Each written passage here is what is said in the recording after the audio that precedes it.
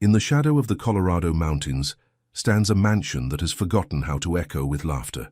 Naomi Ellis arrives as a housekeeper to the reclusive Damien Leclerc, a man haunted by loss and living like a ghost in his own home. What begins as simple employment becomes a journey of healing, unexpected love, and the discovery that sometimes the most beautiful melodies emerge from the deepest silence. This is a story about second chances, the courage to trust again, and how humming in empty hallways can awaken hearts that have forgotten how to beat. Before we start this story, comment below from where you are watching us. The morning sun glared through the windows of the bus as Naomi Ellis stared at the photo of her mother on her phone. It had been 3 months since the funeral, but the pain felt just as fresh as the day she'd watched them lower the casket into the ground. At 27, Naomi was now completely alone in the world. "Last stop Pinecrest Road," the bus driver called out. Naomi tucked her phone away and gathered her 2 suitcases. This job was her last hope. After her mother's medical bills had drained their savings, Naomi had been forced to drop out of college just 1 year shy of her teaching degree. The live-in housekeeper position offered room, board, and enough salary to possibly save for her final year of school. The estate loomed before her as she walked up the long driveway. 3 stories of stone and glass, surrounded by pine trees that seemed to touch the Colorado sky. It was beautiful, but cold, like something from a magazine rather than a home. Mrs. Winters, the property manager, greeted Naomi at the front door. She was a thin woman in her 60s, with silver hair pulled into a tight bun. "You're late," Mrs. Winters said, checking her watch. "I'm sorry. The bus was delayed," Naomi replied, trying to keep her voice steady. "Mr. Leclerc values punctuality." Mrs. Winters looked Naomi up and down. "But I suppose it can't be helped now. Follow me." As they walked through the mansion, Naomi tried not to gawk at the marble floors, crystal chandeliers and artwork that probably cost more than she would make in a lifetime. "Mr. Leclerc rarely leaves his study or bedroom on the 3rd floor, Mrs. Winters explained. "You'll clean every room daily except his study. That's once a week on Fridays when he takes his lunch in the garden.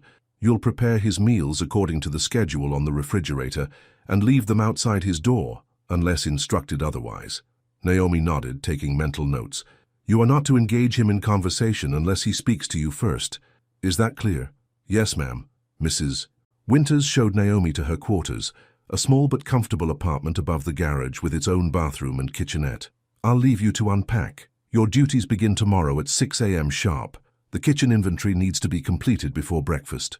After Mrs. Winters left, Naomi sat on the edge of the bed and finally let out the breath she'd been holding. She opened her suitcase and carefully removed her mother's framed photo, placing it on the nightstand. "Well, Mom," she whispered, "this is home now." 2 weeks passed and Naomi had yet to meet her employer. She caught glimpses of him sometimes, a tall figure disappearing around corners or a shadow behind curtains. The house staff consisted only of Mrs. Winters, who came 3 times a week, and Jorge, the groundskeeper who maintained the extensive gardens. One evening, as Naomi polished the banister of the main staircase, she began to hum softly, an old gospel song her mother used to sing when she cleaned their small apartment. The melody filled the empty space, making the cold mansion feel a little less lonely. She didn't notice the tall figure watching her from the landing above. Damien Leclerc stood frozen, listening to the gentle humming that floated up from below. It had been so long since music of any kind had filled his home. After Rebecca's death, he'd gotten rid of every record, every CD, every reminder of the life they'd planned together.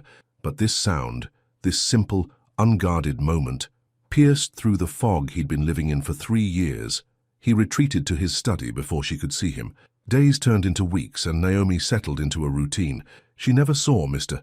Leclerc, but she felt his presence everywhere. In the books left open on side tables, in the half-empty coffee cups she collected each morning, in the rumpled sheets she changed twice a week. She learned things about him through these silent clues. He read poetry in French. He drank his coffee black. He seemed to spend most nights sitting up rather than sleeping, judging by the barely disturbed bed covers. One night, as Naomi finished mopping the kitchen floor, she began humming again, this time a blues song that had been playing on her small radio earlier. The tune made her think of New Orleans, where she and her mother had gone for her 21st birthday, her last happy memory before her mother's diagnosis. From the shadows of the hallway, Damien listened. He'd been coming down at night for weeks now, drawn by the sound of her voice. At first he told himself it was just curiosity about the new housekeeper, but as the days passed, He found himself arranging his schedule around these moments. Tonight, something about the melancholy in her voice made him step forward without thinking. "Why do you hum like that?" he asked, his voice hoarse from disuse. "Like you've known pain and decided to forgive it anyway." Naomi jumped, nearly dropping her mop. The man standing in the doorway was tall and lean, with dark hair that fell across his forehead. His face was handsome but gaunt, with shadows under his eyes that spoke of sleepless nights. She recognized him immediately from the photos in the study. Damien Leclerc, the reclusive millionaire who owned this mansion and who, until now, had been almost like a ghost. "I'm sorry," she stammered. "I didn't realize anyone was here. I can be quieter." "No," he said quickly. "That's not what I meant. I was asking why the songs you choose sound so sad," Naomi supplied. Damien nodded. She took a deep breath and answered honestly, "Because silence reminds me too much of death, and humming reminds me I'm still alive." Something flickered in his eyes. Recognition, perhaps. He stared at her for a long moment, as if seeing something he hadn't expected. "Good night, Miss Ellis," he finally said, turning to leave. "Good night, Mr. Leclerc," she replied, watching him disappear back into the darkness of the hallway. It was the first real conversation they'd had since she arrived 2 months ago. The next morning, Naomi found a note on the kitchen counter next to a pot of fresh coffee. "The piano in the East Wing hasn't been played in years. It should be tuned, but it works. You're welcome to use it. DL." Naomi read the note 3 times, unsure what to make of it. Was this a test? Mrs. Winters had been clear about keeping to herself and not touching anything that wasn't part of her cleaning duties. Later that day, after finishing the laundry, Naomi found herself drawn to the East Wing. The piano sat in a room with floor-to-ceiling windows overlooking the mountains. Sunlight streamed in, illuminating dust particles that danced in the air. She sat on the bench and ran her fingers lightly over the keys.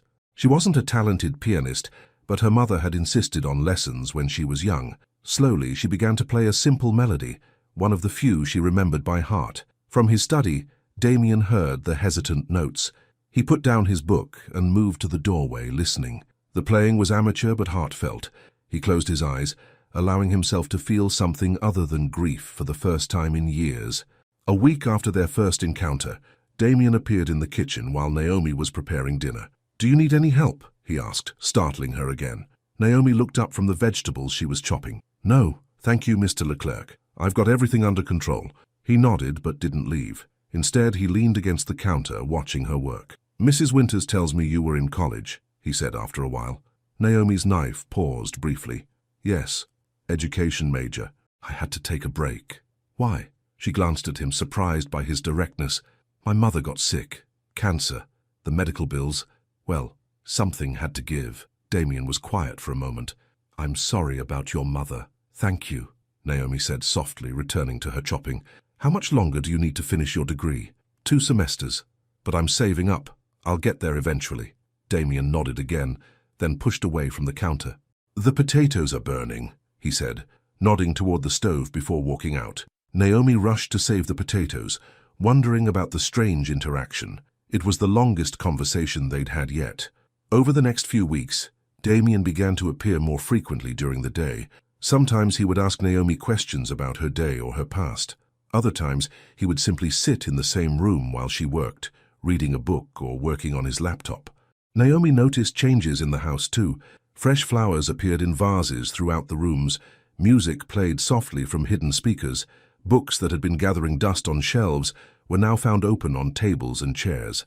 One rainy afternoon, Naomi was dusting the library when Damien entered with 2 cups of tea. "I thought you might like this," he said, offering her one of the cups. "It's getting cold out there." "Thank you," Naomi said, surprised by the gesture. She took the cup carefully, aware that this was the first time he had given her anything. Damien sat in one of the leather armchairs by the window, looking out at the rain. "I used to be in publishing, you know," he said abruptly. Naomi sat in the chair opposite him. "What kind of publishing?" "Books. Fiction mostly, but some poetry too. I had my own company in New York." "What happened?" Naomi asked, then quickly added, "I'm sorry, that's personal. You don't have to answer." Damien gave her a sad smile. "No, it's all right. Life happened, I suppose. I was engaged to be married. Rebecca was a literary agent. We met at a publishing conference in Paris." Naomi listened quietly as Damien spoke about his past for the first time. He told her about growing up in France, moving to America for college, and building his publishing company from scratch. Rebecca and I were on our way to a dinner party when the accident happened, he said, his voice growing distant. Their truck ran a red light, hit her side of the car. I'm so sorry, Naomi said softly. After that, I couldn't bear to be in New York anymore.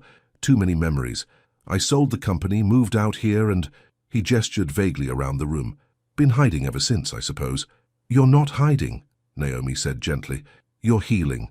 Damien looked at her, really looked at her, as if seeing her clearly for the first time. Is that what I'm doing? Grief takes as long as it takes, Naomi said. There's no timeline for it.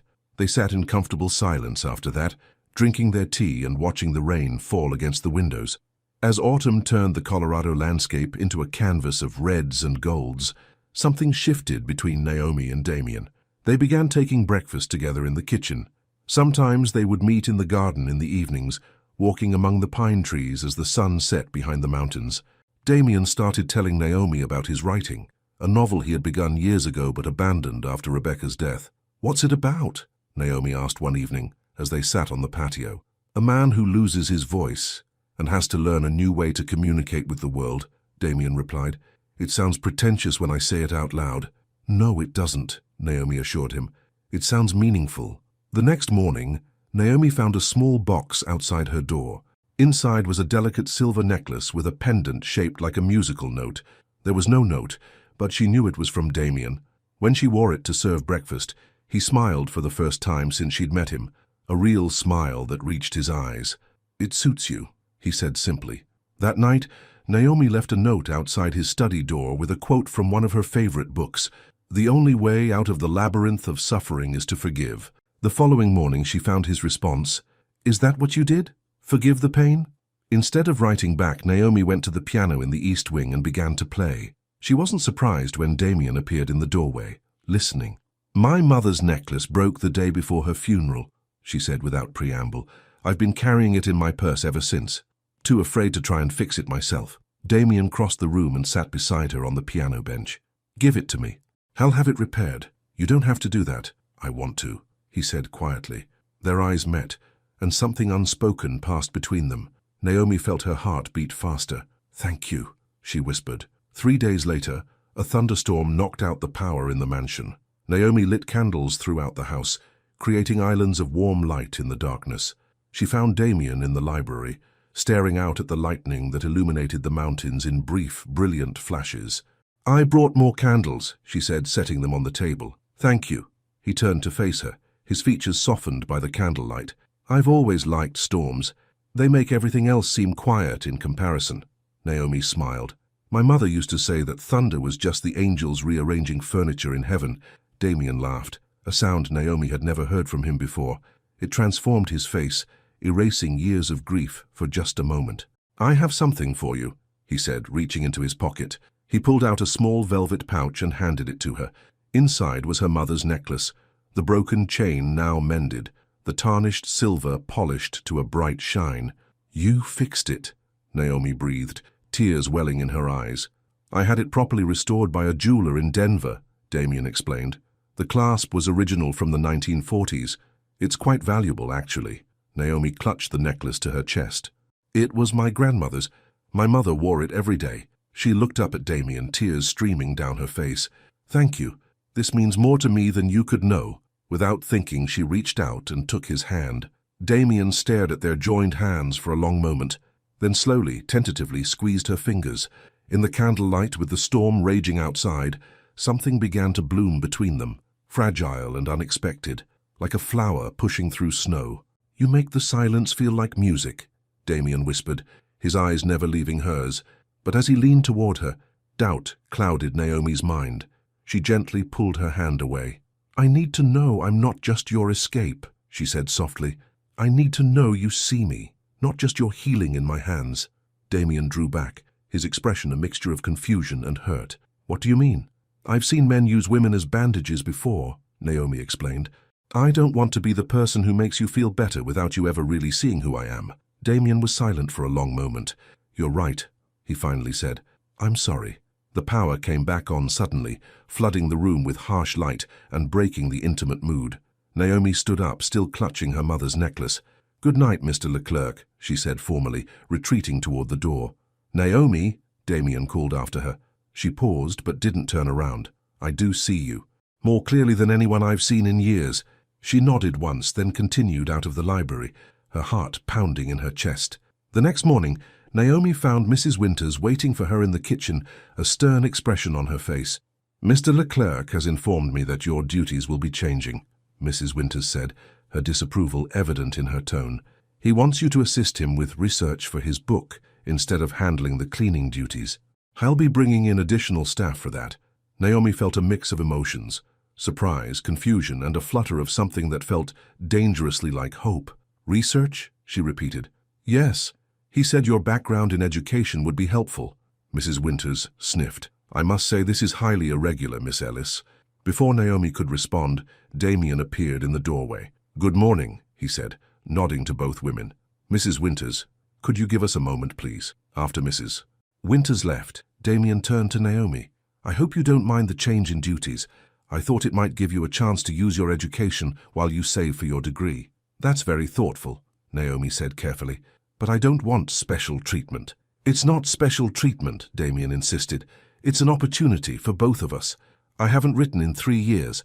I think I'm ready to try again, and I could use your help." The sincerity in his eyes made Naomi's resolve waver. "What kind of research?" "The novel is set partly in New Orleans," Damien explained. "You mentioned you'd been there with your mother. I'd like to hear about your experiences. Get some authentic details." Naomi considered his offer. It would be a welcome change from cleaning toilets, and it would give her a chance to talk about her mother, something she rarely allowed herself to do. "All right," she agreed. "I'll help with your book."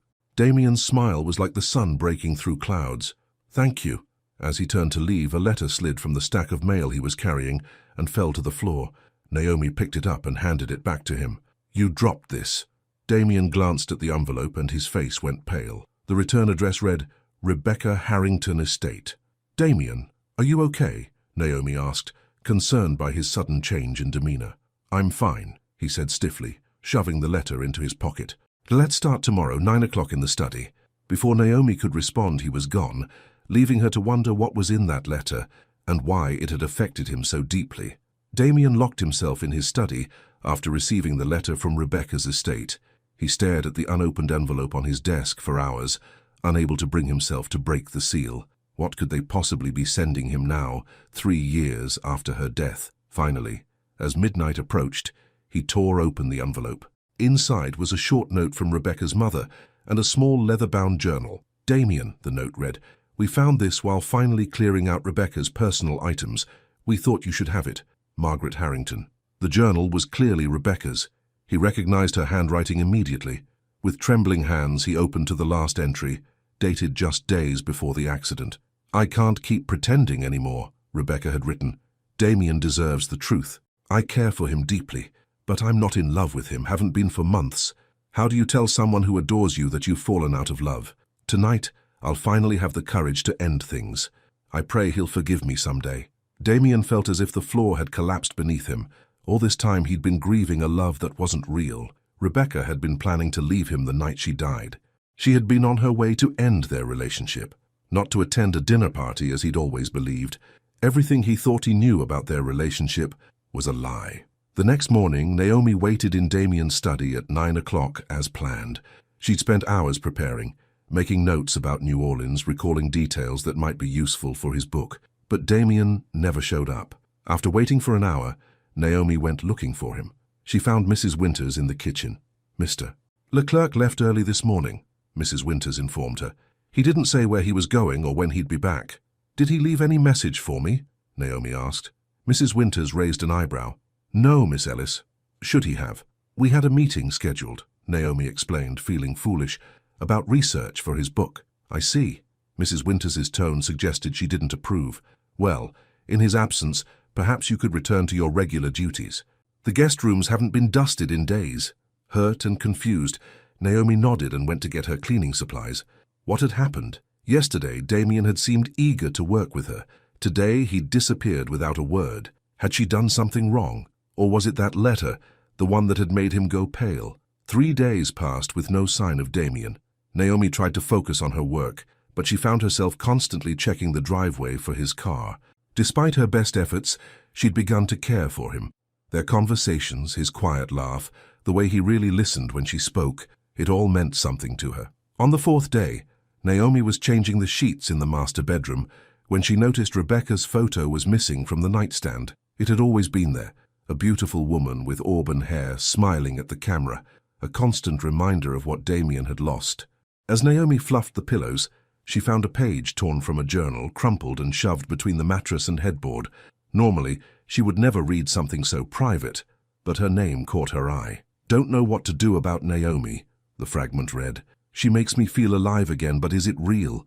After learning the truth about Rebecca, how can I trust my feelings? Am I just replacing one fantasy with another?" Naomi quickly put the paper back where she found it. Her heart raced. What truth about Rebecca? And why did Damien think his feelings for her might not be real? That night, unable to sleep, Naomi went to the kitchen to make tea. To her surprise, she found Damien sitting at the counter in the dark, a glass of whiskey in his hand. "You're back?" she said softly.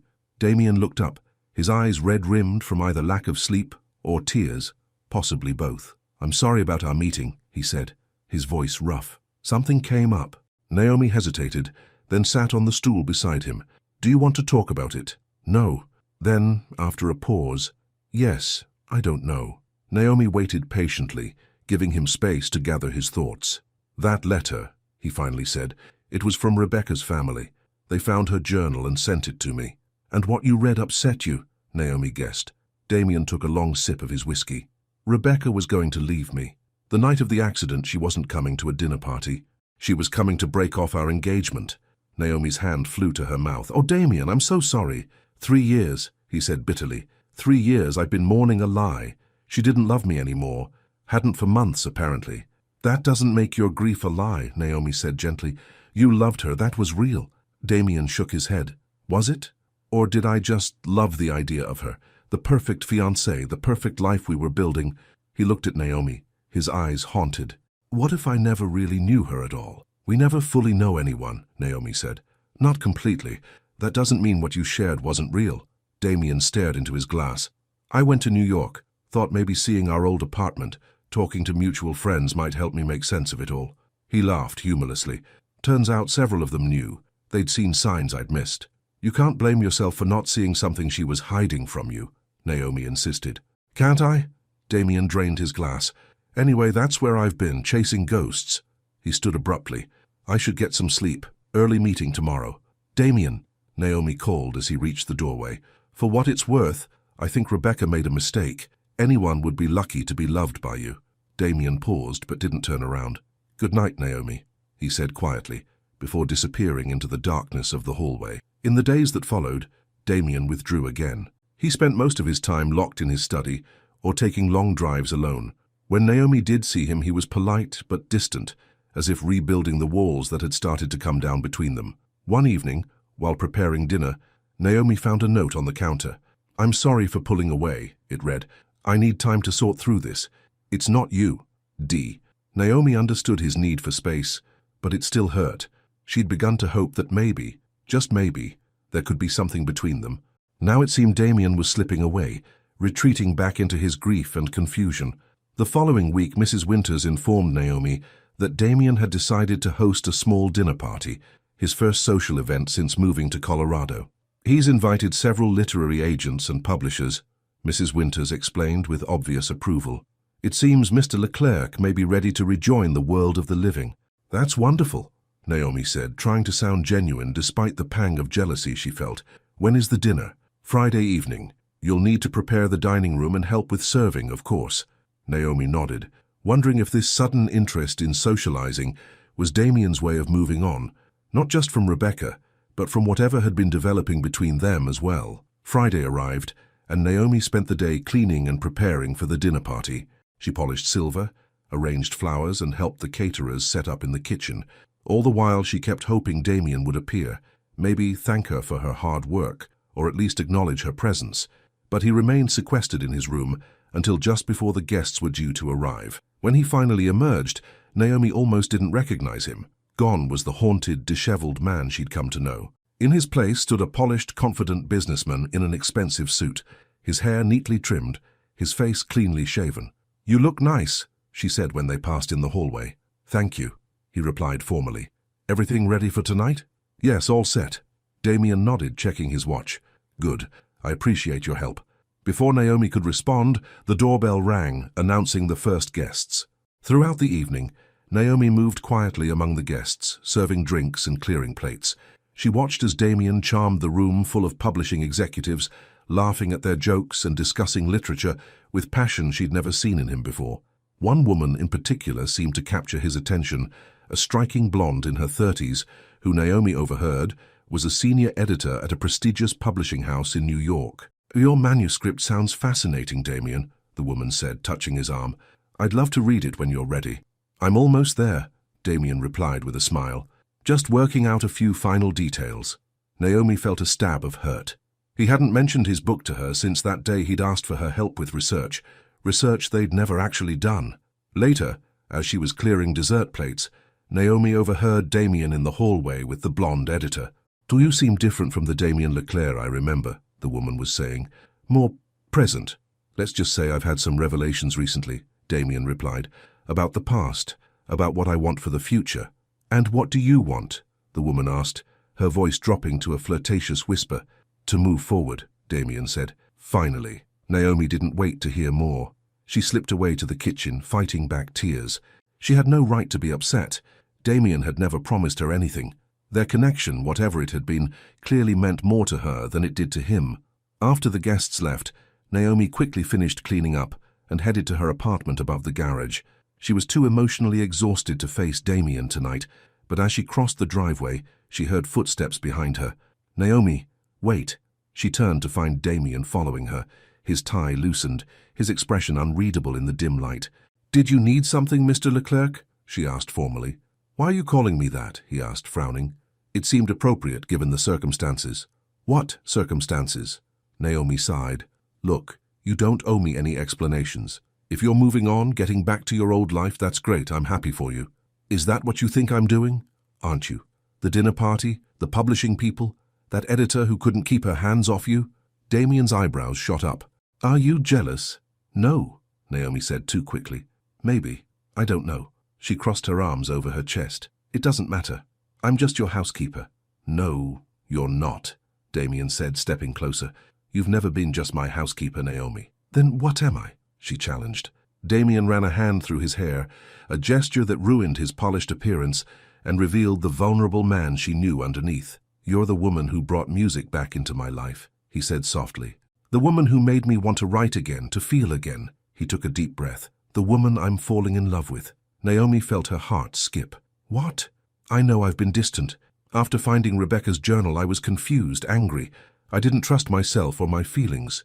He reached for her hand. "But tonight, seeing all those people from my old life, I realized something. None of them sees me the way you do. None of them knows the man I've become." "And who is that?" Naomi asked, her voice barely above a whisper. "Someone who's still broken, still figuring things out, but who wants to try again. With you, if you'll give me a chance." Naomi wanted to believe him, but doubt held her back. "What about moving forward? I heard you talking to that editor." "I meant moving forward from the past, from the lies I've been telling myself." Damien squeezed her hand. "The dinner party was my way of testing whether I wanted my old life back. I don't. What I want is a new life, and I want you to be part of it." Naomi searched his face, looking for signs of uncertainty. "Are you sure? You've been through so much." "No, I'm not sure of anything," Damien admitted, "except that when I'm with you, the silence doesn't feel so empty anymore." He leaned forward slowly, giving her time to pull away if she wanted to, but Naomi stayed where she was, her heart pounding as his lips met hers in a gentle kiss. When they broke apart, Damien rested his forehead against hers. "I don't want to rush this," he said. "We can take it slow, figure it out together." Naomi nodded, a smile spreading across her face. "I'd like that." Over the next few weeks, Naomi and Damien's relationship deepened. They spent evenings in the library discussing books, took walks in the garden, and even drove into Denver for dinner at a small French restaurant Damien had discovered. Damien began writing again in earnest, often reading passages to Naomi and asking for her thoughts. The novel was changing, he explained, becoming less about loss and more about rediscovery. One Saturday morning, Naomi found a thick envelope on her doorstep. Inside was an application for an online program at the University of Colorado, along with a note from Damien. "I took the liberty of looking into this," the note read. "They have an excellent education program you can complete remotely while still working here. If you're interested, I'd like to help with the tuition." Naomi found Damien in his study, typing furiously on his laptop. "I can't accept this," she said, holding up the envelope. Damien looked up, surprised. "Why not? It's too much. I can't let you pay for my education." "Consider it a loan, then," Damien suggested. "Or better yet, an investment. When you become a teacher, you'll be changing lives." "I'd be honored to play a small part in that." Naomi shook her head. "I need to do this on my own. I've always taken care of myself." "I know," Damien said gently. "It's one of the things I admire about you. But sometimes letting someone help doesn't mean you're weak. It means you're brave enough to accept love in all its forms." Love, there was that word again. Damien had said he was falling in love with her, but this was the first time he'd mentioned it since that night after the dinner party. "Is that what this is?" Naomi asked quietly. "Love." Damien stood and walked around the desk to stand in front of her. "Yes," he said simply. "I love you, Naomi. Not because you helped me heal, but because of who you are. Strong, compassionate, honest." Naomi felt tears welling in her eyes. "I love you too," she admitted. "But I'm scared. What if this is too fast? What if we're both just lonely?" "Then we'll figure that out together too," Damien said, taking her hands in his. "I'm not asking for forever right now, just today, and maybe tomorrow." Naomi laughed through her tears. "That sounds reasonable." Damien kissed her, then pulled back with a serious expression. "About the application, will you at least think about it? Not for me, but for yourself. You deserve to finish what you started." Naomi nodded. "I'll think about it." As autumn turned to winter, snow blanketed the Colorado landscape, transforming the estate into a winter wonderland. Naomi had moved out of the apartment above the garage and into the main house, though she insisted on keeping her own room for now. She had submitted her application to the University of Colorado and was waiting to hear back. Damien had finished his novel and sent it to several publishers, including the blonde editor from the dinner party. He seemed more relaxed now, more at peace with his past. One evening, as they sat by the fire in the library, Damien handed Naomi a small wrapped package. "What's this?" she asked. "Christmas isn't for another 2 weeks." "Just open it," Damien urged. Inside was a first edition of Their Eyes Were Watching God by Zora Neale Hurston, Naomi's favorite book, which she had mentioned during one of their conversations about literature. "Damien," she gasped, "this must have cost a fortune. Do you like it?" "I love it," she said, carefully opening the book to examine the pristine pages. "But it's too valuable. I can't accept this." "You can, and you will," Damien insisted. "There's something else." Naomi looked up, puzzled. "What?" Damien reached over and gently turned to the dedication page. There, in beautiful calligraphy, was a handwritten note. "To Naomi, who taught me that the only way out of grief is through love. Will you marry me, Damien?" Naomi's eyes widened as she looked up to find Damien kneeling before her, a small velvet box in his hand. "Is this real?" she whispered. "As real as anything I've ever felt," Damien said, opening the box to reveal a simple but elegant diamond ring. "I know it's soon. I know we still have things to work through, but I don't want to waste any more time living in fear or doubt." Naomi stared at the ring, her mind racing. It was soon. They'd only known each other for 6 months, had only been dating for 2. But in that time, she'd seen Damien transform from a broken shell of a man into someone vibrant and alive. And she had changed too, finding strength she didn't know she had. Before she could answer, the doorbell rang. An unusual occurrence this late in the evening, especially with snow falling heavily outside. "Are you expecting someone?" Naomi asked. Damien shook his head, clearly annoyed at the interruption. "No, ignore it. Mrs. Winters can get it." But Mrs. Winters had left early due to the snow, and the doorbell rang again, more insistently this time. "I'll check," Naomi said, setting the book carefully on the coffee table. "Don't move. This conversation isn't over." She hurried to the front door, wondering who could be visiting during a snowstorm. When she opened the door, she found a young woman standing on the porch, shivering in a thin coat, a worn suitcase at her feet. The woman was beautiful in a striking way, with dark hair and eyes that seemed somehow familiar. She couldn't have been more than 22 or 23. "Can I help you?" Naomi asked.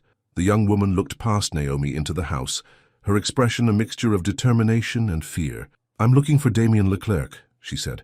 "Is he here?" "May I ask who's calling?" Naomi replied cautiously. The young woman straightened her shoulders as if preparing for battle. "My name is Delilah," she said, "and I think I might be his daughter." Naomi felt as if the floor had dropped out from under her.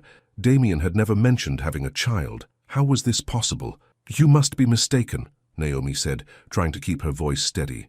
"Mr. Leclerc doesn't have a daughter." "That's what he thinks," Delilah replied, "but I have proof, and I've come a long way to find him." Before Naomi could respond, she heard footsteps behind her. Damien appeared in the foyer, his expression changing from confusion to shock as he saw the young woman on the doorstep. "Who are you?" he asked. Delilah looked straight into his eyes. "My mother's name was Claire Beaumont. You knew her in Paris, 15 years ago." The color drained from Damien's face. "Claire," he whispered, "but she never told me." "She never told you she was pregnant," Delilah finished for him. "I know, but she told me about you, before she died last month."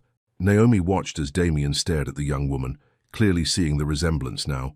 The same dark eyes, the same determined set of the jaw. "May I come in?" Delilah asked.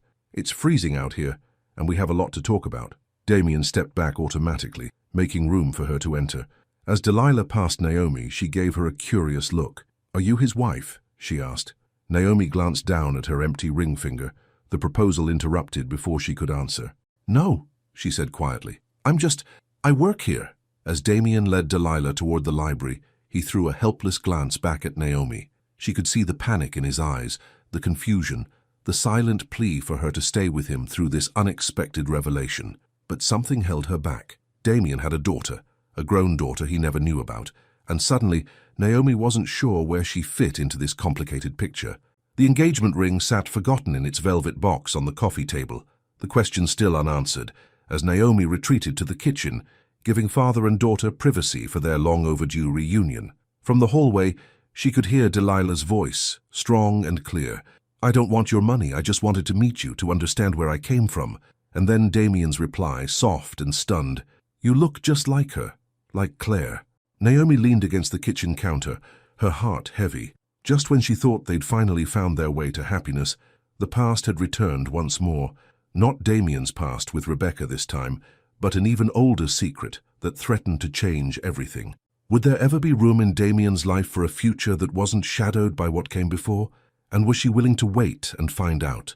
Naomi stayed in the kitchen, making coffee with trembling hands, while Damien and Delilah talked in the library. She told herself she was giving them privacy, but the truth was she needed time to process this shocking development. A daughter. Damien had a daughter he never knew about. What did this mean for them? For the future they'd just begun to imagine together. The proposal hung in the air, unanswered. After nearly an hour, Damien appeared in the kitchen doorway. He looked exhausted, his earlier confidence replaced by a stunned vulnerability. "Naomi," he said softly, "could you join us? Please." She nodded and followed him back to the library, where Delilah sat on the edge of the sofa, clutching a mug of the tea Naomi had sent in earlier. Up close, the resemblance between father and daughter was even more striking. The same high cheekbones, the same thoughtful furrow between their brows. "Delilah," Damien said, "this is Naomi Ellis. She's—" He hesitated, glancing at Naomi with uncertainty. "I'm Damien's." Naomi paused too, unsure how to define what they were to each other now. "Girlfriend," Delilah supplied with a small smile. "It's okay. This is weird for all of us." Naomi sat in an armchair across from Delilah, while Damien paced near the fireplace. "Delilah has shown me some photos," Damien explained, his voice still carrying a note of disbelief, "of her mother and herself as a baby, and her birth certificate, which lists me as the father." "My mother never told him about me," Delilah added, addressing Naomi directly. "She found out she was pregnant after they broke up, and she was too proud to tell him. Claire and I were together for just a few months," Damien continued. "It was before I moved to America for college. I was 19, she was 20. When I left Paris, we agreed to end things." "But you never knew about Delilah," Naomi said, trying to understand. Damien shook his head, running a hand through his hair in the gesture Naomi had come to recognize as a sign of his distress. "Never. If I had known." His voice trailed off. "My mother married when I was 5, Delilah explained. "My stepfather was good to me, but I always knew he wasn't my biological father. Mum kept a photo of Damien, a young Damien, and told me stories about him sometimes. Why come looking for me now? Damien asked, the question clearly bothering him. Delilah's composure cracked slightly. Mum got sick last year, cancer. Before she died, she gave me all the information she had about you. Your name, where you were from, old newspaper clippings about your publishing company. She said it was my choice whether to find you or not. The mention of cancer made Naomi think of her own mother. She felt a surge of sympathy for this young woman who'd also lost her mother too soon. I'm sorry about your mother, Naomi said gently. Delilah gave her a grateful look. Thank you. After she passed, I took some time to decide what to do. I've been tracking Damien for months, honestly. When I found out he'd moved to Colorado, I saved up for a plane ticket. Where are you staying? Naomi asked, practical concerns taking over. I got a room at the motel in town, Delilah said, but the storm was getting worse and the taxi driver said the roads might close, so I decided to come tonight instead of waiting. Damien, who had been quiet, suddenly spoke up. You'll stay here, of course, we have plenty of room. Delilah looked surprised. Are you sure? I don't want to impose. You're not imposing, Damien said firmly. He seemed unable to say the word daughter yet, but his meaning was clear. Thank you, Delilah said simply. Naomi stood. I'll prepare the blue guest room. It has its own bathroom and a nice view of the mountains, when you can see them through the snow, that is. As she left the library, Naomi heard Delilah ask Damien, So you and Naomi, are you serious? Naomi didn't wait to hear his answer. Late that night, after getting Delilah settled in the guest room, Naomi retreated to her own room, not the housekeeper's apartment above the garage, but the bedroom down the hall from Damien's that she'd moved into when their relationship deepened. She sat on the edge of the bed, staring at the engagement ring Damien had pressed into her hand before they said goodnight to Delilah. He hadn't asked again, and she hadn't answered. The timing felt all wrong now. A soft knock at her door pulled her from her thoughts. Come in, she called, quickly hiding the ring box under her pillow. Damien entered, looking more tired than she'd ever seen him. Without a word, he sat beside her on the bed and took her hand. I'm sorry, he said finally. This isn't how I imagined tonight would go. Naomi squeezed his hand. It's not your fault. You didn't know about Delilah. But it changes things, doesn't it? The vulnerability in his voice made Naomi's heart ache. It changes some things, she admitted, but not how I feel about you. Damien looked at her with such hope that Naomi had to look away. What happens now? He asked. Now, you get to know your daughter, Naomi said, and I'll be here, supporting you both. You're not leaving? The fear in his voice surprised her. Why would I leave? Damien sighed. Because every time we take a step forward, something from my past pulls us back. First Rebecca's journal, now a daughter I never knew I had. I wouldn't blame you if you decided it was too much. Naomi took his face in her hands, forcing him to look at her. Damien Leclerc, I love you. Your past is part of who you are, and now Delilah is part of your future. Our future, if you still want that. I do, he said quickly. More than anything. Then we'll figure this out together, Naomi promised. One day at a time. Damien leaned forward and kissed her gently. What did I do to deserve you? You hummed back, Naomi said with a small smile, referring to the way their connection had begun. As Damien held her close, Naomi tried to ignore the nagging worry in the back of her mind. She meant what she'd said. She wasn't going anywhere. But she couldn't help wondering if there were more surprises from Damien's past, waiting to emerge from the shadows. The next morning, Naomi woke early to prepare breakfast. She was setting the table when Delilah wandered into the kitchen, wearing jeans and an oversized sweater that made her look even younger than her 22 years. Good morning, Naomi greeted her warmly. Did you sleep okay? Better than I expected, Delilah admitted. That bed is like sleeping on a cloud. Can I help with anything? You could set out the orange juice and coffee if you want. They worked together in comfortable silence for a few minutes before Delilah spoke again. I'm sorry about last night, she said suddenly, showing up like that without warning. I didn't mean to cause problems between you and Damien.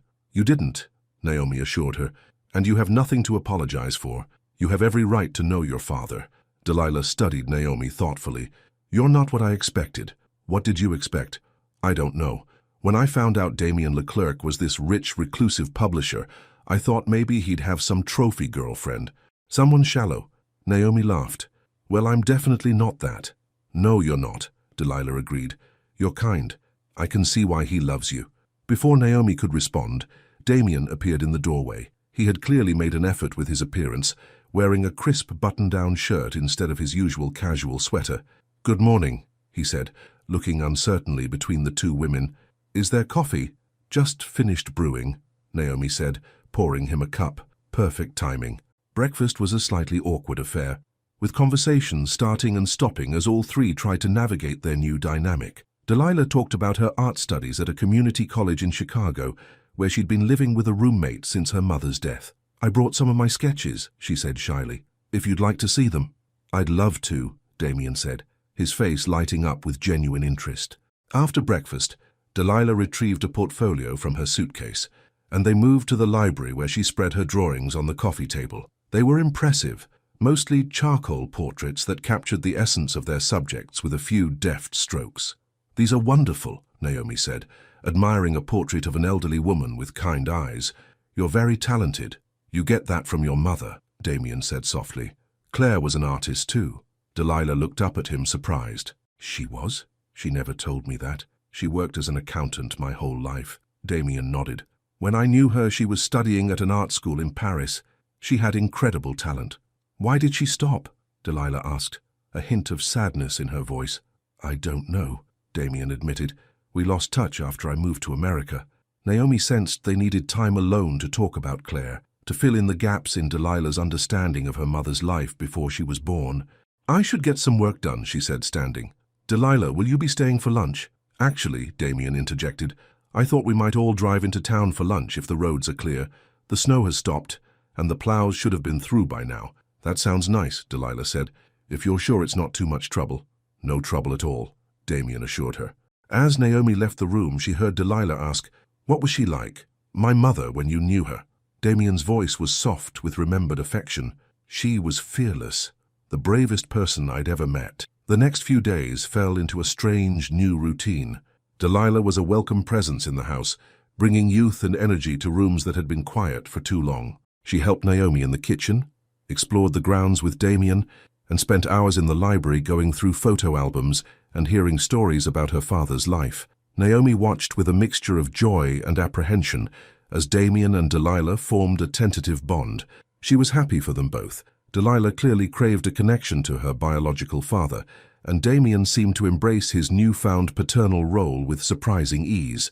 But as they grew closer, Naomi couldn't help feeling like an outsider. Damien hadn't mentioned the proposal again, and the ring remained hidden in her drawer. They still shared tender moments alone, but something had shifted. One afternoon, Naomi returned from grocery shopping to find Damien and Delilah in the kitchen, flour covering the counters as they attempted to make crepes. "Mom used to say you made the best crepes in Paris," Delilah was saying, laughing as Damien failed to flip one properly. "Your mother exaggerated," Damien replied with a grin. "But I was better than this, I promise." They looked up as Naomi entered, their matching smiles making the family resemblance even more pronounced. "Naomi," Delilah called, "come save us from ourselves. Damien is destroying perfectly good batter." "I see that," Naomi said, setting down the grocery bags and taking in the mess. "Maybe I can help." She stepped in beside Damien, gently taking the spatula from his hand. "The trick is to wait until the edges are just set, then flip in one quick motion." She demonstrated perfectly flipping the crepe. "Show off," Damien teased, slipping an arm around her waist and kissing her temple. Delilah watched them with a thoughtful expression. "You two are good together," she observed. "How long have you been dating?" "About 3 months now," Naomi answered, suddenly aware of how short that sounded. "But Naomi's been here much longer," Damien added quickly. "She started as my housekeeper about 8 months ago." Delilah raised an eyebrow. "The boss and the housekeeper, huh? Very Jane Eyre." "Minus the mad wife in the attic," Damien joked. "And the fire," Naomi added, playing along. "And the blindness." They all laughed, and for a moment it felt like they could be a family, an unconventional one, but a family nonetheless. Later that evening, after Delilah had gone to bed, Naomi found Damien in his study, looking at old photos. "That's Claire," he said, showing Naomi a faded photograph of a young woman with Delilah's striking features and a carefree smile. "This was taken the summer we were together." "She was beautiful," Naomi said, sitting beside him. "Yes, she was." Damien put the photo down with a sigh. "I keep thinking about what might have been if I'd known about Delilah, if Claire had told me she was pregnant." "You can't change the past," Naomi said gently, "but you're in Delilah's life now, That's what matters. Damien took her hand. Have you thought any more about my proposal? The abrupt change of subject caught Naomi off guard. I have, she said carefully, but I think we should wait. Hurt flashed across Damien's face. You're saying no. I'm saying not yet, Naomi clarified. Damien, you just found out you have a daughter. You need time to build that relationship without complicating things further. So Delilah is the reason you're hesitating? No, that's not it, Naomi insisted. I just think we all need time to adjust to this new reality. Rushing into an engagement right now wouldn't be fair to any of us, including Delilah. Damien was quiet for a long moment. I'm afraid, he finally admitted. Of what? That if we don't move forward, we might lose what we've found. That you might decide all this baggage from my past is too much. Naomi squeezed his hand. I'm not going anywhere, Damien. I promise. We don't need rings or vows to prove what we have is real. He nodded slowly, though she could tell he wasn't entirely convinced. I love you, Naomi, more than I thought I could love anyone again. I love you too, she said, kissing him softly. And when the time is right, ask me again. My answer won't change. The next morning, Naomi was surprised to find Delilah already in the kitchen making coffee. You're up early, Naomi commented. Couldn't sleep, Delilah admitted. Too much on my mind. Naomi poured herself a cup of coffee and sat at the counter. Want to talk about it? Delilah hesitated, then joined her. I found something yesterday, when Damien was showing me his old photos. She pulled a folded piece of paper from her pocket. It was stuck between two photos of my mother. She handed the paper to Naomi, who unfolded it carefully. It was a handwritten letter, the ink faded but still legible. Damien, it began, by the time you read this, I'll be back in France. I'm sorry for leaving without saying goodbye, but I couldn't bear to see the look on your face. I'm pregnant, the baby is yours, but I won't ask you to give up your dreams for us. You're meant for bigger things than a family at 19. Perhaps someday we'll meet again, and you can know your child. Until then, I wish you nothing but happiness. All my love, Claire. Naomi looked up, stunned. She did try to tell him. Delilah nodded, her eyes glistening with tears. But he never got the letter. All these years I thought she'd kept me from him on purpose, but she did try. Does Damien know you found this? Not yet. I was going to show him today, but Delilah trailed off. I'm not sure how he'll react. He needs to see this, Naomi said firmly. It changes everything. I know, Delilah agreed. But what if it makes him angry? At my mother, or at whoever kept this letter from him? Damien has spent years living with what-ifs, Naomi explained. First with Rebecca, now with your mother. The truth might be painful, but it's better than not knowing. Delilah took the letter back, folding it carefully. You're right. I'll show him after breakfast. Would you like me to be there? Delilah smiled gratefully. Would you? I know you and Damien have your own stuff going on, and I don't want to keep coming between you. You're not coming between us, Naomi assured her. Whatever happens, we're all in this together now. Delilah impulsively reached across the counter and squeezed Naomi's hand. I'm glad he found you. I'm glad he found you too, Naomi replied, meaning it with all her heart. When Damien came downstairs an hour later, Naomi and Delilah were waiting for him in the library. One look at their serious expressions, and he knew something was wrong. What's happened? He asked, his gaze moving between them. Delilah found something yesterday, Naomi explained. Something you need to see. Delilah handed him the letter, watching anxiously as he read it. Damien's face went pale, then flushed with emotion.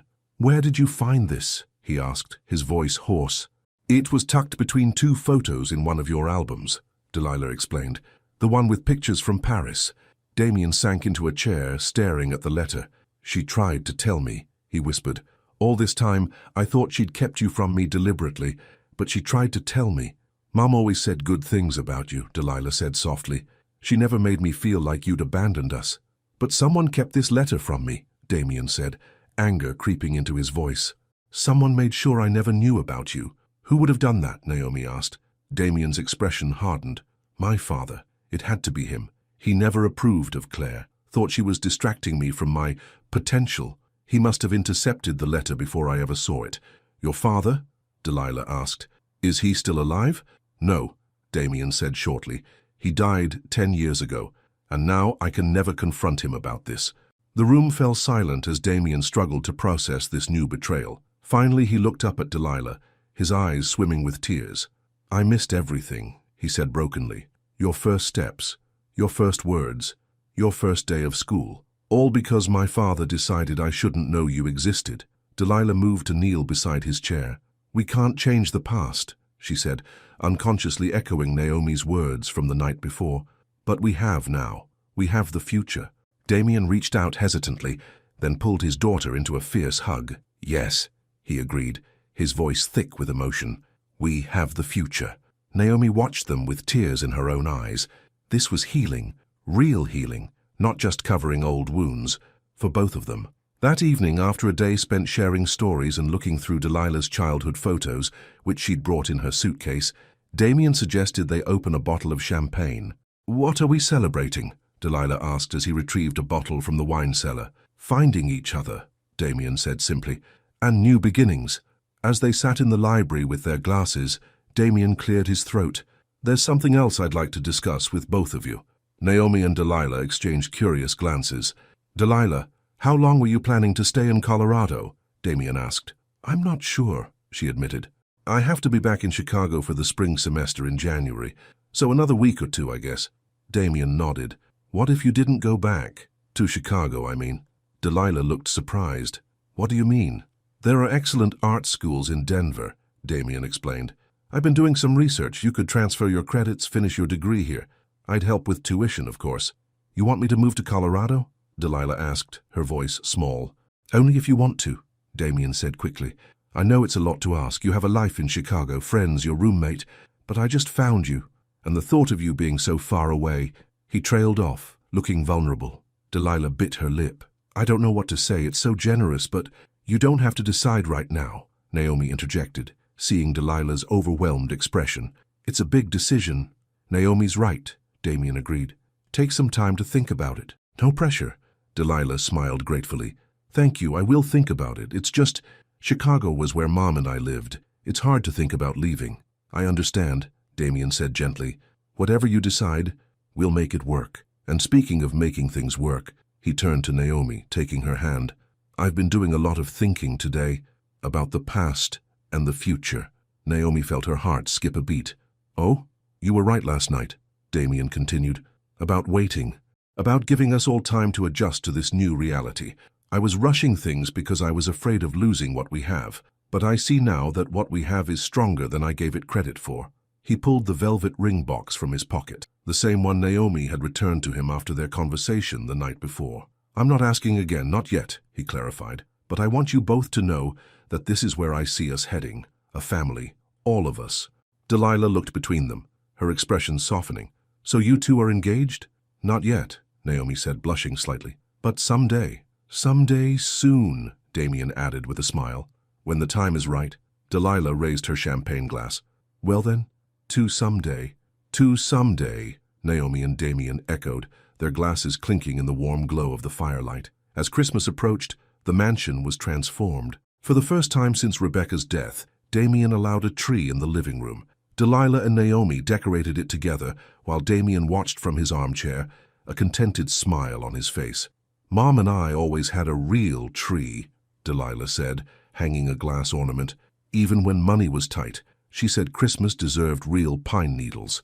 "My mother felt the same way," Naomi replied, adjusting a string of lights. "She'd save all year to make sure we had a proper Christmas, even if it was just the two of us." "What about you, Damien?" Delilah asked.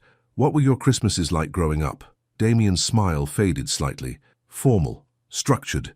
My father wasn't big on Christmas spirit, but my mother tried to make it special when she could."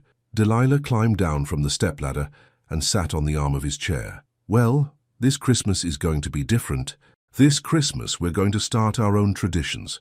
"I'd like that," Damien said softly. Later, as Naomi was preparing dinner, Damien joined her in the kitchen. "Need any help?" he offered. "You could chop those vegetables if you want," she suggested, gesturing to a pile of carrots and celery. They worked side by side in comfortable silence for a few minutes before Damien spoke again. "I've been thinking about what you said, about waiting to get engaged." Naomi looked up, curious. "And? I think you were right. We all need time, but I want you to know that my feelings haven't changed. If anything, seeing you with Delilah these past weeks has only made me love you more." Naomi smiled. "I love you too, Damien. And when you ask again, my answer will be yes." "Good to know," he said with a playful grin. "There's something else I've been meaning to tell you," Naomi said, suddenly serious. "I got a letter yesterday. From the University of Colorado. Damien's eyebrows rose. About your application? Naomi nodded. I've been accepted. I can start the online program in January. Naomi, that's wonderful, Damien exclaimed. I'm so proud of you. I've been thinking about what you said, about helping with tuition, Naomi continued, and I've decided to accept. As a loan, not a gift. I'll pay you back when I'm teaching. Damien smiled. Whatever makes you comfortable. All that matters is that you're following your dream. Our dreams, Naomi corrected. All of us. From the doorway, Delilah cleared her throat. Sorry to interrupt, but I wanted to let you know. I've decided to apply to the Denver Art Institute for the spring semester. Damien's face lit up. Really? You're going to stay in Colorado? Delilah nodded, a shy smile spreading across her face. If the offer still stands. Of course it does, Damien assured her. Nothing would make me happier. Good, Delilah said, her eyes bright with emotion. Because I've spent my whole life wondering about you, and now that I've found you, I'm not ready to say goodbye. Damien crossed the kitchen and pulled his daughter into a hug. Over her shoulder, his eyes met Naomi's, filled with gratitude and love. In that moment, Naomi knew they would be okay. The road ahead wouldn't be perfect. They all had healing still to do, adjustments to make, but they would face it together, as a family. That night, as snowflakes drifted past the windows and the house stood quiet and peaceful, Naomi found herself humming again, not from loneliness this time, but from contentment, from hope. And from upstairs, as if in answer, came the soft sound of Delilah's laughter and Damien's deeper voice, creating a harmony that filled the once-empty mansion with the promise of new beginnings. Just then, the doorbell rang, an unexpected sound in the quiet evening. Naomi froze, remembering the last time an unexpected visitor had arrived at their door. Who could it be now? What new surprise from the past was waiting on their doorstep? With a deep breath, she went to answer it, praying that whatever waited on the other side wouldn't shatter the fragile happiness they'd finally found. Naomi's hand trembled as she reached for the doorknob. The last unexpected visitor had turned their world upside down. What now? She opened the door to find Mrs. Winters standing on the porch, clutching a large manila envelope and looking unusually flustered. Mrs. Winters, Naomi said, relieved it wasn't another long-lost relative. Is everything all right? We weren't expecting you until after Christmas. I need to speak with Mr. Leclerc immediately, the older woman said, her tone urgent. It's important. Of course, come in. Naomi stepped aside, wondering what could be so important that the property manager would drive through a snowstorm to deliver it personally. Damien appeared in the foyer, having heard the commotion. Mrs. Winters, what brings you here at this hour? This arrived at my house this afternoon, Mrs. Winters explained, holding out the envelope. It's from Mr. Thompson's office. Damien frowned as he took the envelope. Lawrence Thompson? My attorney? Yes, sir. He marked it urgent, and given the contents, Mrs. Winters glanced at Naomi. Perhaps we should speak privately. Anything you have to say can be said in front of Naomi, Damien said firmly. Mrs. Winters pursed her lips but nodded. Very well. It appears that Miss Harrington's family is contesting the sale of the publishing company. What? Damien's face darkened. That's ridiculous. The sale was finalized over 3 years ago. According to Mr. Thompson, they're claiming that as Rebecca's fiancé at the time of her death, you were in an emotional state that made you incapable of making sound business decisions. They're saying you sold the company for far less than it was worth, and since Rebecca owned 20% of the shares, they think they're entitled to compensation, Damien finished, his voice tight with anger. Yes, sir. Mr. Thompson says they've filed papers demanding a full audit of the sale and potential damages of up to $5 million. Naomi gasped. Even for someone as wealthy as Damien, $5 million was an enormous sum. This is absurd, Damien muttered, tearing open the envelope and scanning the documents inside. The Harringtons were paid fair market value for Rebecca's shares after her death. I made sure of it. What does this mean? Naomi asked, worried by the fury building in Damien's eyes. It means, he said grimly, that I need to go to New York immediately. Now? But it's almost Christmas, Naomi protested. I don't have a choice, Damien replied. If I don't address this quickly, they could tie up my assets in court for years. He turned to Mrs. Winters. Thank you for bringing this to my attention. I'll call Thompson tonight and make arrangements. Mrs. Winters nodded, clearly relieved to have delivered her message. Will you be needing anything else, sir? No, thank you. Drive safely going home. After Mrs. Winters left, Damien stood in the foyer, staring at the papers in his hand, with a distant expression that reminded Naomi of when she'd first arrived at the mansion, when he'd been a ghost in his own home. "Damien," she said softly, "are you okay?" He looked up as if just remembering she was there. "I'm fine, just caught off guard." "What's going on?" Delilah asked, coming down the stairs. "I heard the doorbell." Damien quickly composed himself. "Nothing to worry about, just some business I need to attend to in New York." "Now?" Delilah looked as concerned as Naomi felt. "But we were going to decorate cookies tomorrow, and the Christmas concert in town is the day after." "I know, and I'm sorry," Damien said, genuine regret in his voice. "This can't wait, but I'll be back as soon as I can. I promise." Later that night, after Delilah had gone to bed, Naomi found Damien in his study, making phone calls and booking flights. "You're really leaving tomorrow?" she asked from the doorway. Damien looked up from his laptop. "First flight out. I need to meet with Lawrence and review all the documentation before we face the Harringtons." Naomi entered the room and perched on the edge of his desk. "I don't understand. Why would Rebecca's family do this now after all this time?" Damien sighed, running a hand through his hair. "Money. What else? The publishing house has doubled in value since I sold it. They must have gotten wind of that and decided to try their luck. But you said you paid them for Rebecca's shares." "I did," Damien confirmed. "More than they were worth, actually. I wanted to be fair, to honor her memory." His expression hardened. "Now they're using that same memory to try to extort more from me." Naomi placed a hand on his arm. "Let me come with you." Damien looked surprised. "To New York?" "Yes. You shouldn't have to face this alone. And honestly, I don't want to be apart from you right now." "What about Delilah?" "She can come too," Naomi suggested. "It might be good for her to see New York. We could still have Christmas together, just in a different city." Damien considered this, then shook his head. "I appreciate the offer more than you know, but this is going to be all business. Long meetings with lawyers, going through financial records. I wouldn't be able to spend much time with either of you."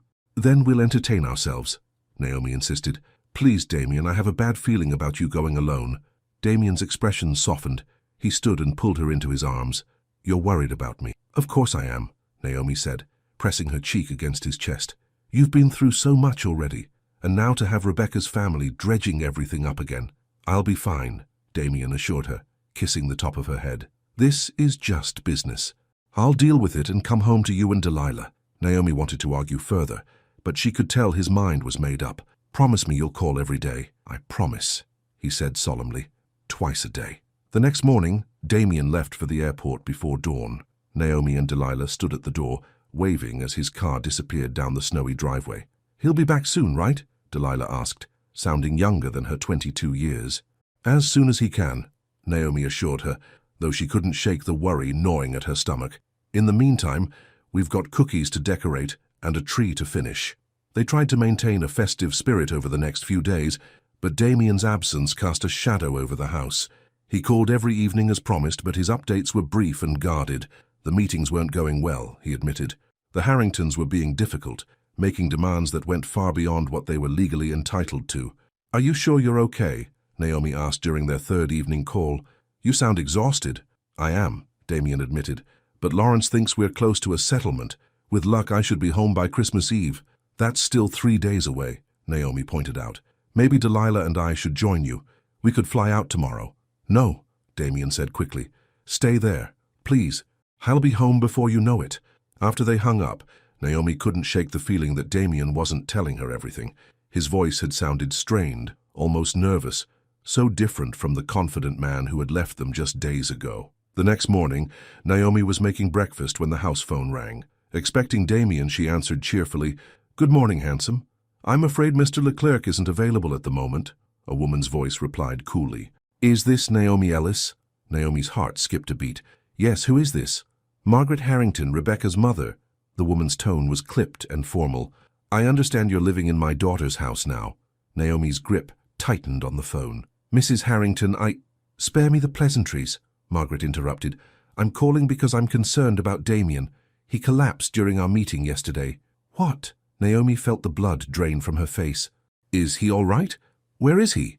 "Mount Sinai Hospital," Margaret replied.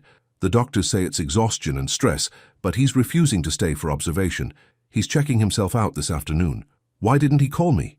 Naomi demanded, fear turning to anger. "He didn't want to worry you," Margaret said. a hint of something almost like approval in her voice. "Which is why I'm calling instead. Someone needs to talk some sense into him." "Thank you for letting me know," Naomi said, her mind already racing ahead to what she needed to do. "I'll handle it from here." After hanging up, Naomi immediately called the airline and booked 2 tickets to New York. Then she found Delilah in the library and quickly explained the situation. "We need to pack," she concluded. "Our flight leaves in 3 hours." Delilah was already on her feet. "Is he going to be okay?" "He will be," Naomi said firmly. "Once we get there and make him rest." As they threw clothes into suitcases, Naomi tried Damien's cell phone repeatedly, but it went straight to voicemail. Finally, she called his attorney's office. "Lawrence Thompson's office," a receptionist answered. "This is Naomi Ellis, Damien Leclerc's partner," Naomi said, using the term deliberately.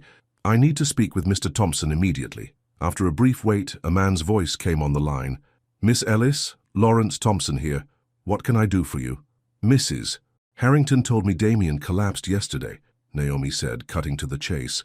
"Why wasn't I informed?" There was a pause before Thompson replied. "Damien asked us not to worry you. He insisted it was just a minor episode." "Minor enough to land him in the hospital?" Naomi countered. "Look, Mr. Thompson, Delilah and I are flying to New York today. We need to know where Damien is staying."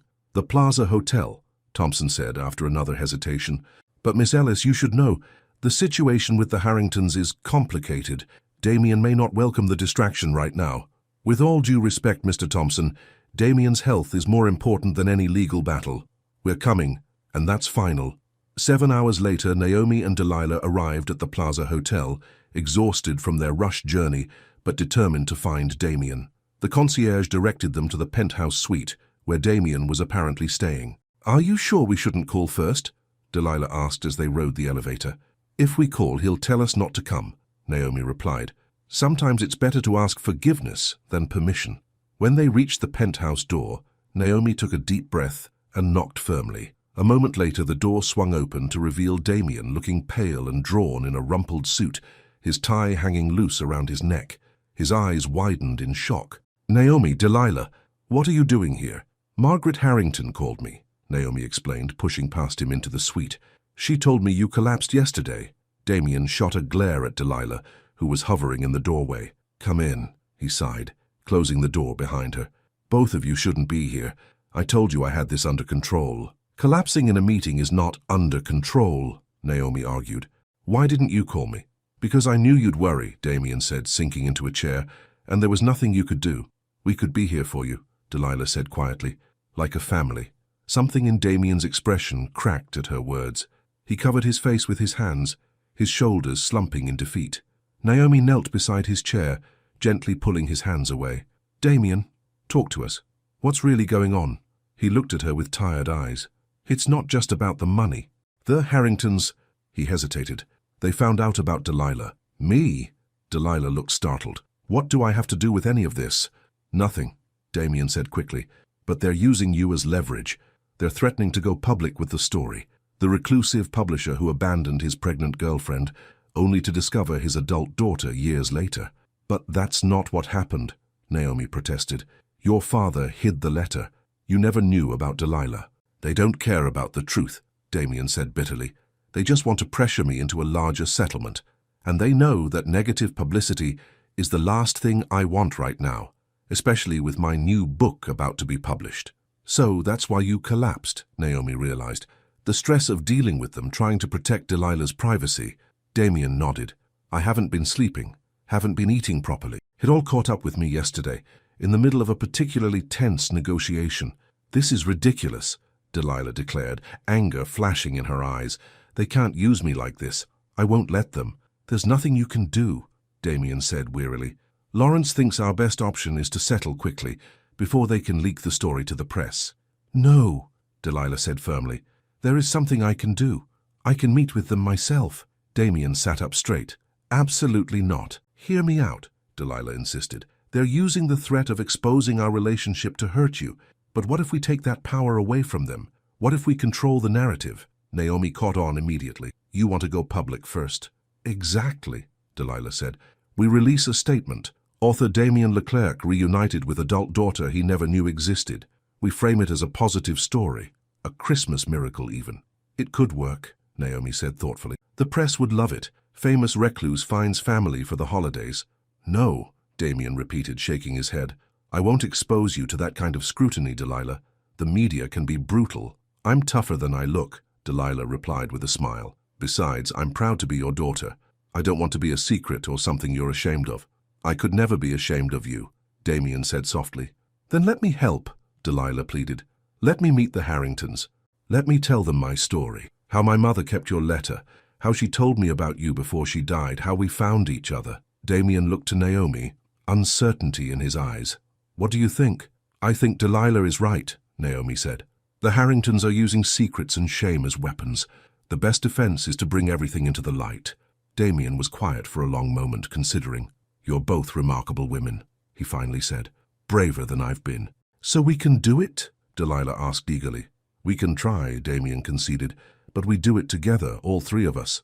The next morning, Damien arranged a meeting with the Harringtons at his attorney's office. Lawrence Thompson looked skeptical when Damien explained their plan, but agreed to facilitate the meeting. Are you sure about this? Thompson asked as they waited for the Harringtons to arrive. Once this information is public, there's no taking it back. I'm done hiding, Damien said with newfound resolve, and I'm done letting the past control my future. Naomi squeezed his hand, proud of the strength she saw in him now.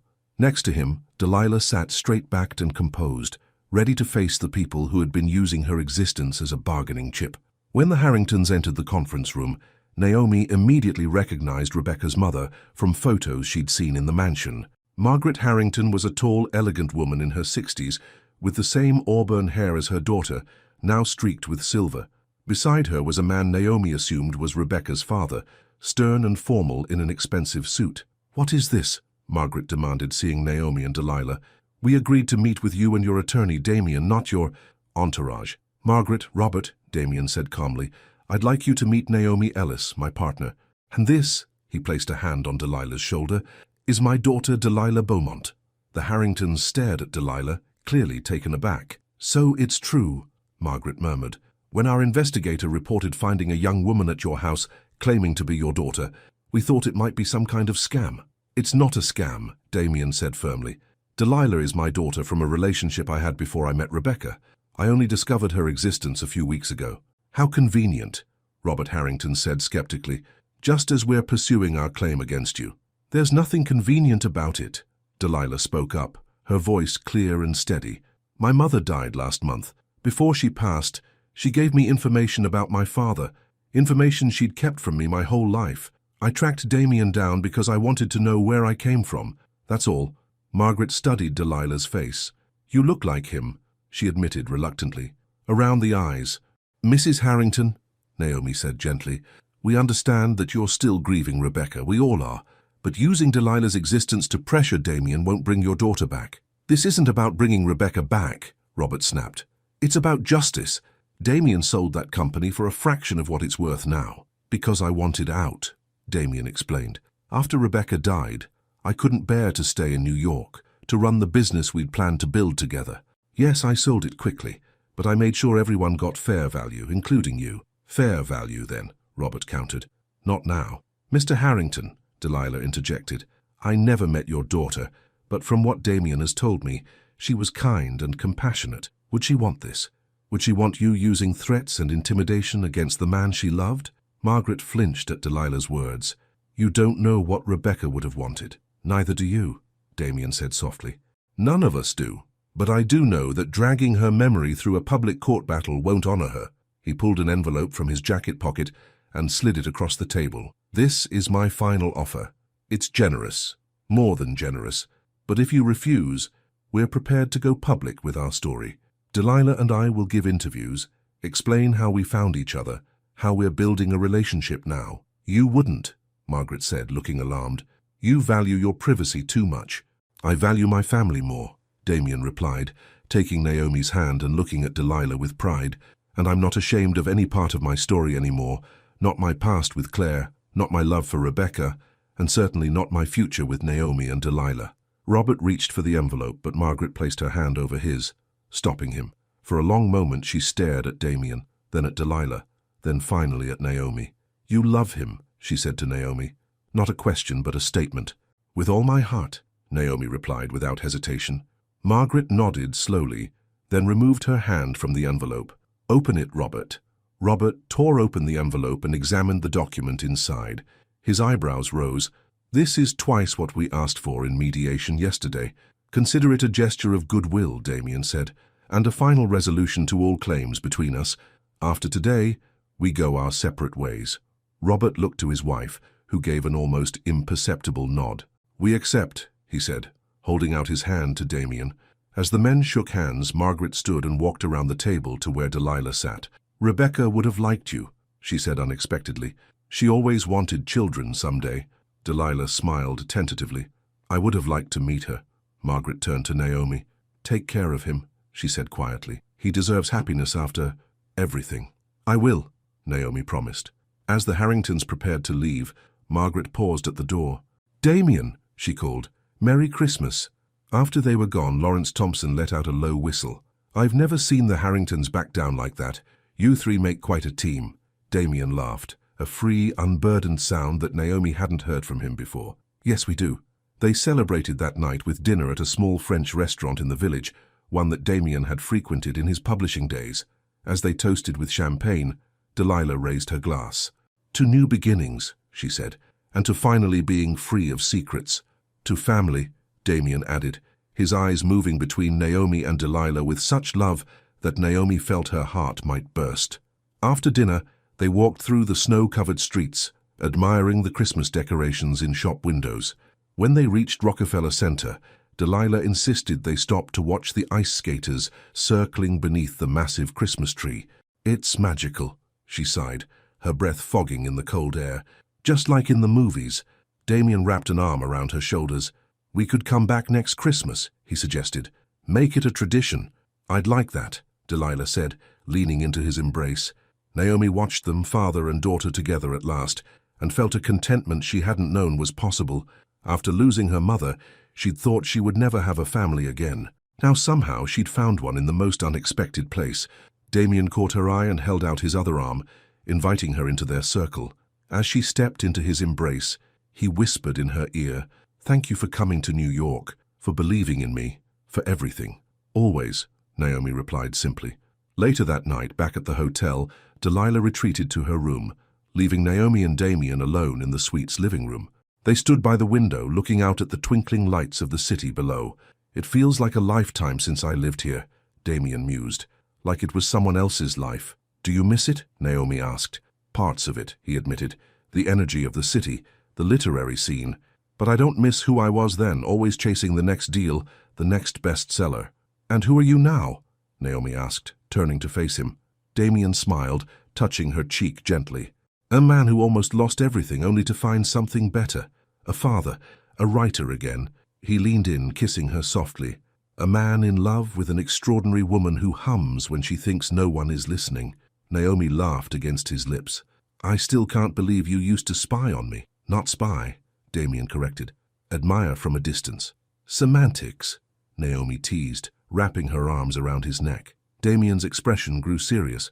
"I have something for you. I was going to wait until Christmas, but..." He reached into his pocket and pulled out a small box, not the velvet ring box from before, but a flat silver one. Naomi took it curiously. Inside was a key on a silver chain. "What's this?" she asked. "A key to the cottage on the property," Damien explained. "The one by the lake that's been empty since I moved in. I had it renovated while we were here." "Renovated? But why?" "For you," Damien said simply. "For your studies. I thought you might want a quiet place to work on your degree, somewhere that's just yours." Tears welled in Naomi's eyes. "You did that for me? I want you to have your own space," Damien said earnestly. "Not as my housekeeper, not as my girlfriend, but as Naomi Ellis, future teacher, amazing woman, person in her own right." "I love you," Naomi whispered, overwhelmed by his thoughtfulness. "So much." Damien took her hands in his. "I know we agreed to wait on the engagement, and I respect that. But I want you to know that my feelings haven't changed. When you're ready, whether that's a month from now or a year, the ring is waiting." "I don't need to wait anymore," Naomi said suddenly, surprising herself with the certainty she felt. "These past few days have shown me everything I need to know." "What do you mean?" "Seeing you with Delilah, watching you face the Harringtons, the way you've grown." Naomi squeezed his hands. "You're not hiding from your past anymore. You're embracing your future. Our future. Naomi Ellis, Damien said, his voice thick with emotion. Are you proposing to me? I guess I am, she laughed. Is that okay? Instead of answering, Damien pulled her into a passionate kiss that left her breathless. When they finally broke apart, he rested his forehead against hers. That's more than okay. From the bedroom doorway came a delighted squeal. They turned to see Delilah watching them, her hands clasped over her mouth. I'm sorry, she said quickly. I was just coming to say goodnight and I heard, are you two engaged now? Damien looked at Naomi, a question in his eyes. She nodded, her heart full to bursting. Yes, he told Delilah, pulling Naomi close to his side. We are. Delilah rushed forward, enveloping them both in a hug. This is the best Christmas ever, she declared. My two favorite people in the world, happy together. As they stood there, the three of them wrapped in a family embrace, Naomi thought of her mother. She would have loved Damien and Delilah, would have been thrilled to see her daughter find such happiness after loss. Mom would have approved, she whispered, more to herself than to the others. But Damien heard her. I wish I could have met her, he said softly. Me too, Delilah agreed. But I bet she's watching right now, seeing how happy you are. Naomi smiled through her tears. I think she is. Christmas morning dawned bright and clear in New York City. They exchanged gifts in the hotel suite, small, meaningful tokens they'd hastily purchased in the city. Damien gave Delilah a set of professional-grade sketching pencils, and she gave him a vintage edition of The Little Prince that she'd found in a used bookstore. It was my favorite book growing up, she explained. Mum used to read it to me all the time. Mine too, Damien said, genuinely touched. I'll treasure it. Naomi's gift to Damien was a handwritten collection of quotes about love and second chances that she'd compiled during quiet moments at the mansion. To remind you that some stories get better with each rewrite, she told him. From Delilah, Naomi received a beautiful scarf with musical notes woven into the pattern, because you're the music in our house, Delilah explained. And from Damien, in addition to the key to the cottage, Naomi received a first edition of her favorite childhood book, A Wrinkle in Time. How did you know? She gasped, carefully opening the pristine cover. You mentioned it once, months ago, Damien said. When you were dusting the library, you said your mother read it to you when you were sick with pneumonia as a child. You remembered that. Naomi was amazed. I didn't think you were even listening. I was always listening, Damien said softly, even when you thought I wasn't. Later that day, as they prepared to return to Colorado, Damien received a call from his publisher. The news about his reunion with his adult daughter had leaked to the press, not through the Harringtons, but through a hotel employee who'd overheard their conversation. They want to do a feature, Damien told Naomi and Delilah after hanging up. About us, about how we found each other. Are you okay with that? Naomi asked, knowing how much he valued his privacy. Damien considered for a moment, then nodded. I think I am. No more hiding, remember? No more hiding, Delilah agreed. Besides, it's a great story. Girl finds long-lost father, father finds love. Everyone lives happily ever after. Is that how it ends? Damien asked with a smile. Happily ever after. That's how I'm writing it, Delilah declared. As their plane took off that evening, carrying them back to Colorado and the life they were building together, Naomi rested her head on Damien's shoulder. Outside the window, the lights of New York City sparkled below like stars fallen to earth. What are you thinking? Damien asked, noticing her thoughtful expression. About how far we've come, Naomi replied. When I first arrived at your house, we were both so broken, so lost in our grief. And now? Naomi smiled, looking across the aisle where Delilah was already fast asleep, her head resting against the window. Now we're found. 6 months later, on a perfect summer day, Naomi stood in the garden of the mansion, no longer a housekeeper, but the woman of the house. Flowers bloomed in every direction, their scent carried on a gentle breeze as guests gathered on white chairs arranged in neat rows. From a nearby speaker, soft music played, not the traditional wedding march, but a melody Naomi had often hummed while cleaning, now arranged by a composer friend of Damien's. At the front of the garden, beneath an arch of roses, Damien waited, more handsome than ever in a tailored suit. His eyes never left Naomi as she walked toward him on the arm of Jorge, the groundskeeper who had become like a father figure to her over the past year. Her dress was simple but elegant, ivory satin that flowed around her like water. In her hands she carried a bouquet of wildflowers gathered that morning from the meadow beyond the house. As she reached Damien, he took her hands in his eyes shining with tears of joy. "You look like poetry," he whispered. Behind him stood Lawrence Thompson as best man, and beside Naomi was Delilah as maid of honor, radiant in a pale blue dress that matched her eyes, Damien's eyes. The minister began the ceremony, but Naomi barely heard the words. All she could see was Damien, the man who had emerged from shadows to stand in the light with her.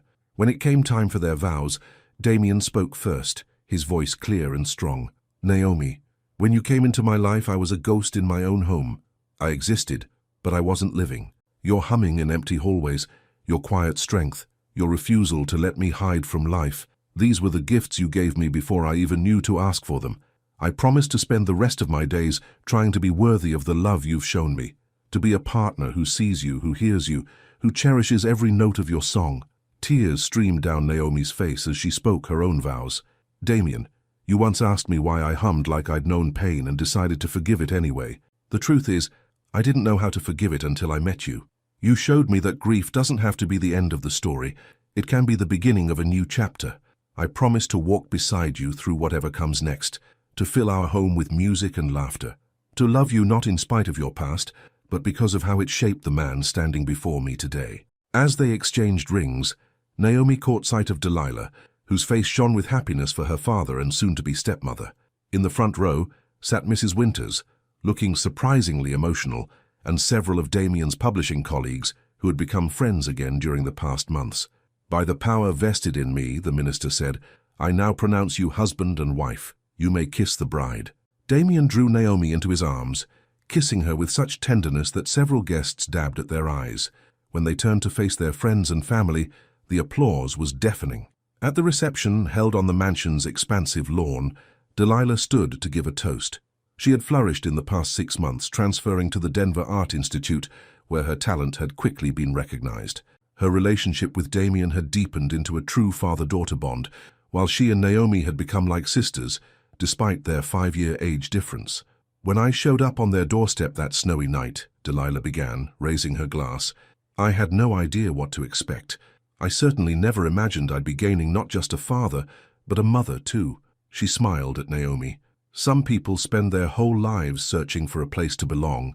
I found mine the moment these two opened their door and their hearts to me, to Naomi and Damien, who taught me that families aren't just born, they're also made, one brave choice at a time."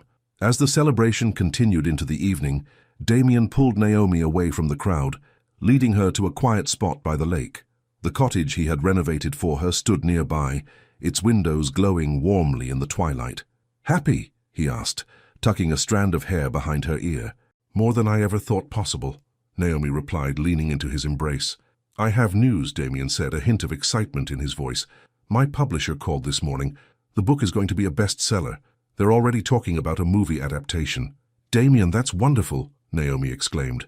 The novel, inspired by their story but transformed into fiction, had been Damien's most personal work yet. "There's more," he continued. "I've been offered a teaching position at the university, creative writing, just 1 class a semester. I thought it might be nice, once you finish your degree and start teaching too."